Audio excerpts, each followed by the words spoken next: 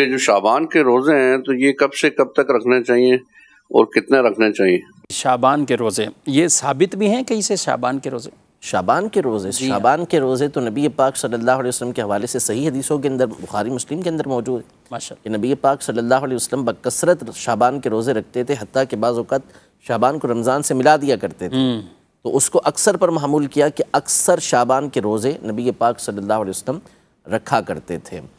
ایک حدیث پاک کے اندر عرض بھی کی گئی کہ آپ شعبان میں اتنے روزے رکھتے ہیں، تو دو وجوہات بیان کی۔ ایک وجہ یہ بیان کی کہ یہ رجب اور رمضان کے درمیان کا مہینہ ہے، لوگ اس سے غافل ہیں۔ یہ سنن نسائی کی حدیث مبارکہ ہے۔ اس سے علماء نے شعبان کے روزوں کی فضیلت بھی ثابت کی اور رجب کے روزوں کی فضیلت بھی ثابت کی، اس لیے